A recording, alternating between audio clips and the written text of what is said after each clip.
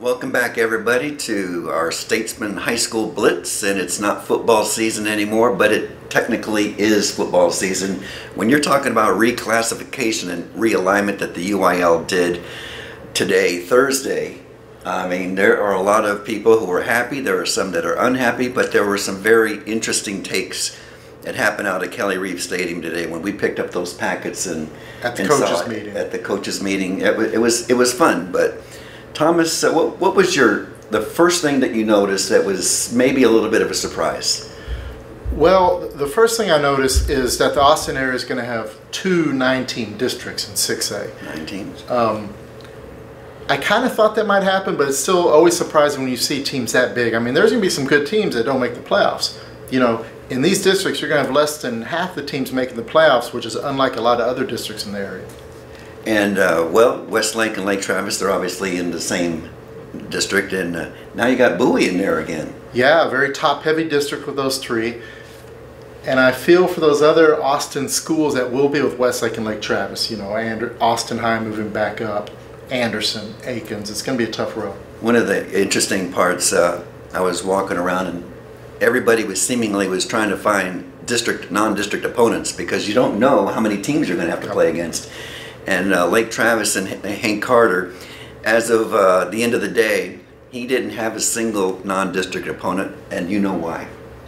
It's not fun to get beat. It's not fun to get beat. They have a hard time finding teams because they just expect them to win. Winners and losers.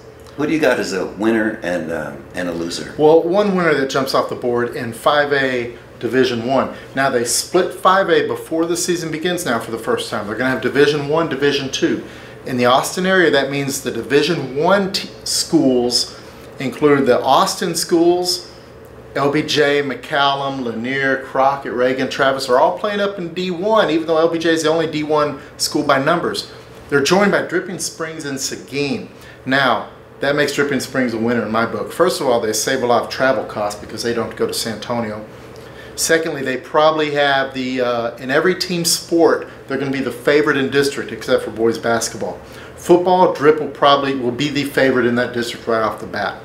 If I had to pick one team that had an off day today, so to speak, I'm going to have to go with Mark Soto and San Marcos. Oof. They went from a district that included the likes of Del Valle and a few others in this area. Del Valle, Manor, Aikens, Anderson. And now they get Converse Judson and Cibolo Steele and Smithson Valley, plus the New Braunfels schools. So welcome to a new district, San Marcos. They wanted to go south. They wanted to ease some of these travel concerns with coming to Austin. I don't blame them. But really, you got a shorter drive, but oof.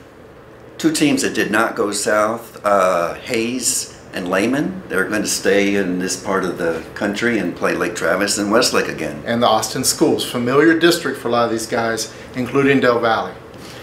One note, Ann Richards, an all-girls school, they got placed into the Class 6A district for their athletic teams, mainly volleyball and basketball is what we think about. So they're going to play the cream of the crop. They got elevated from 5A. Any last notes that you'd like to say? Well, I think the big one is two 6A schools from last year, Manor and Pflugerville. Manor made the playoffs. Pflugerville, perennially a playoff team. They've struggled the last couple of years. They're dropping down to 5A.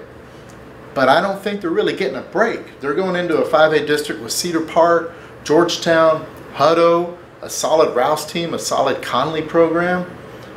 You know, that's no gimme. I mean, their 5A district will be just as tough as their 6A district was last year. And we know one of our favorite schools, Austin High, the Maroons are going back up to 6A. And Coach Mike Rosenthal said that, you know, in the last couple of years, every single team in their district, they had a chance to win district. He didn't say that we're going to automatically lose, but he said the challenge for Austin High just got much greater today with the new district that they're in. Yeah, I hope they didn't get used to that 5A competition. Well, hey, one more note. Our friends up in Liberty Hill and Burnett, those two teams have been split before, even though they're natural rivals, but fortunately for all of us, they're going to be in the same district again. And fortunately for fans of Burnett Liberty Hill, they're not going to be in that district with Waco, La Vega, China Spring, Gatesville. They're moving down south to Region 4. They're going to be competing against Fredericksburg, Llano, Canyon Lake, Taylor. I like Liberty Hill's chances. They look like a regional favorite in my opinion. Last, I'm going to put you on the spot. Okay. Westlake, Lake Travis, who do you got? Oh, we're doing this already? Absolutely. The kiss of death next year. Whew. I'll go with Lake Travis just because they're at home. Westlake won at home this year. Lake Travis wins at Throne Stadium next year. I'm going to wait and pick in September.